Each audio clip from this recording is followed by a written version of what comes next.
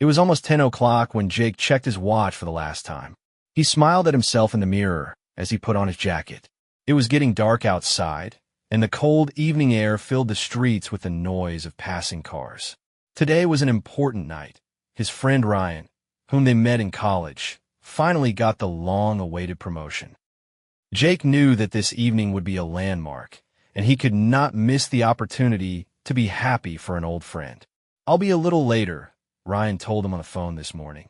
"Emma will be there earlier, help her with the preparations, and I'll arrange the final part of the surprise." Emma, his wife, always loved to arrange surprises, bring bright moments into their lives, which were then discussed by all friends and acquaintances. Jake laughed that she lives to organize such events, in which she puts all her strength and passion. He did not say anything, but when she asked him to come back later to make a spectacular appearance, he found it a little strange. But he did not think much of it.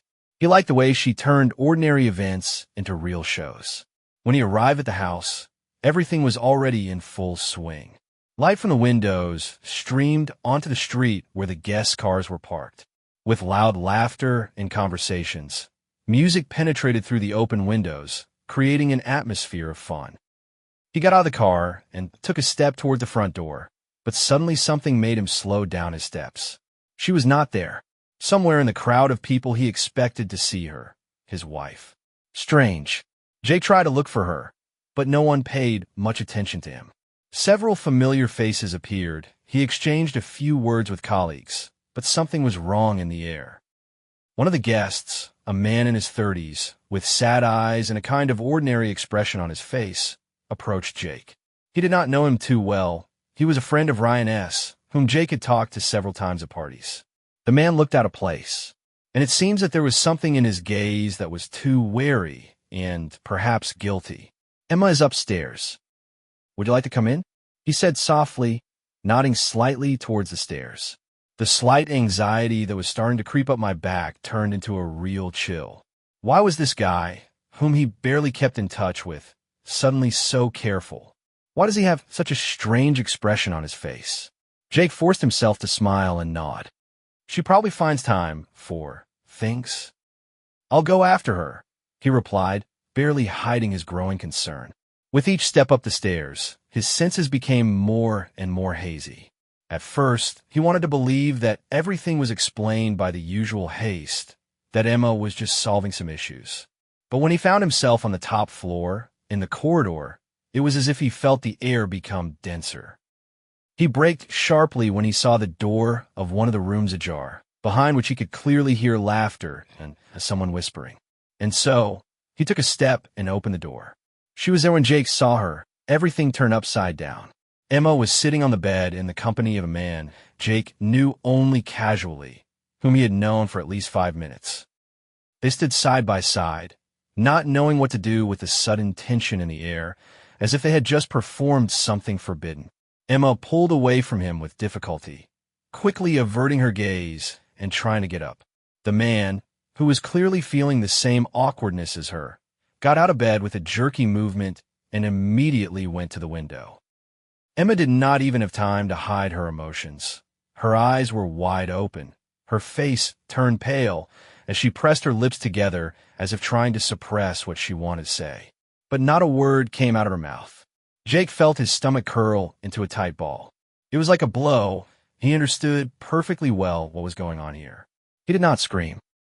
He just stood there, not knowing how to react to what he had just seen. His eyes could not tear themselves away from her, from what she had done. Emma did not move, could not even look in his direction.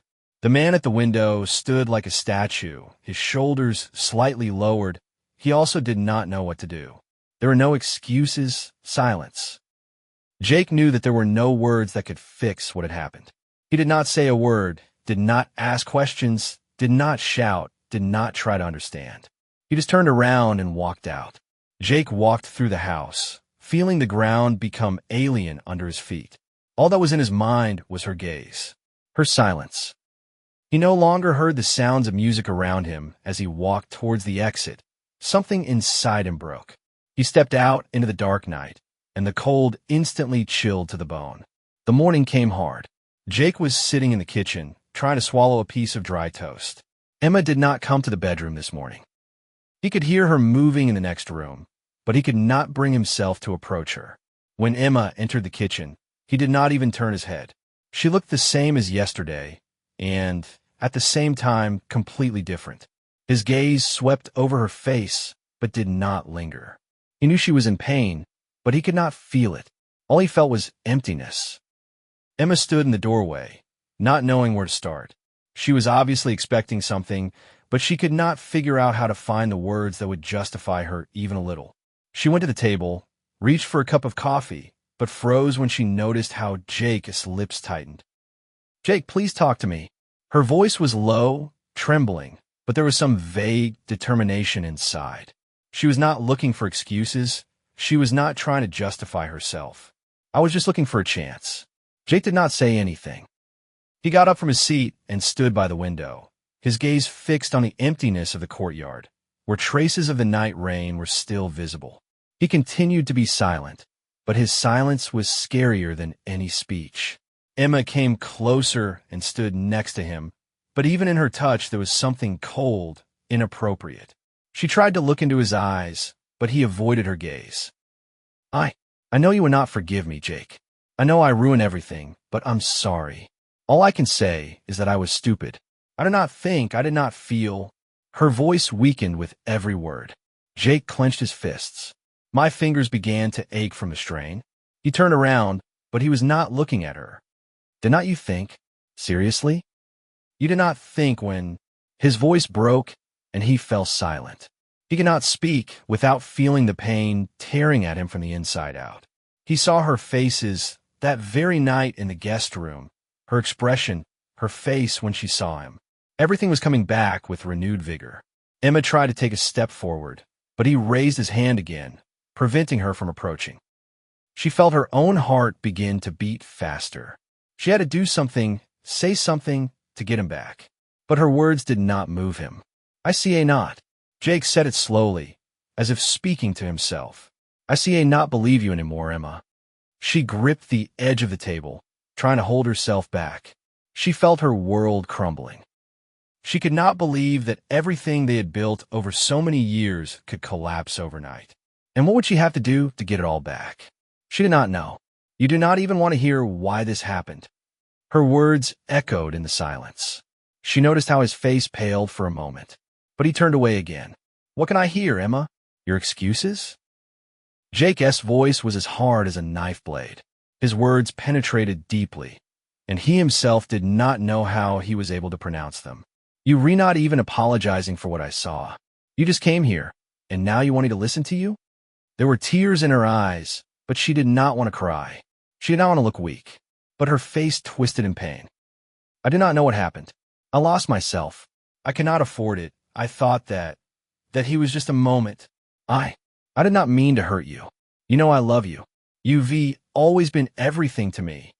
Her voice rose, and she took a step toward him, but he backed away again. "Do not talk to me about love.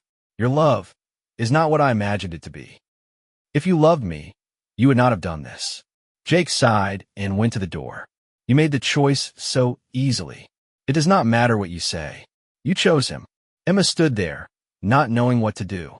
She felt a cold sweat run down her back, as something dark and scary began to fill the room. She remembered all the times she had cheated on him. Every excuse she made sounded like an empty excuse, every look like a lie. "I see not live like this, Jake. I see not live knowing that I've lost you. Please." Her voice was now filled with despair. He looked at her, and there was nothing but emptiness in his eyes.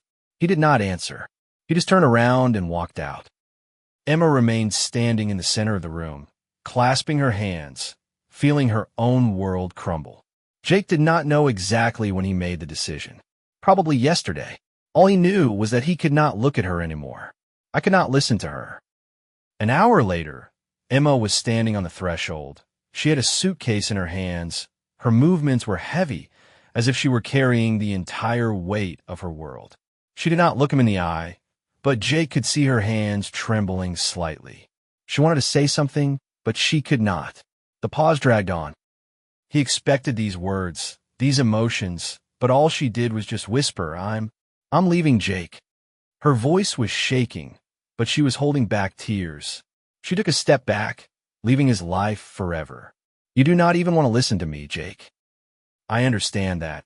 Her voice became even quieter, but there was no despair in it, only emptiness, the emptiness from which she came. You see, not forgive me, I know. His heart contracted, and he felt the cold alienation crashing down on him again. But he did not move, did not try to stop her.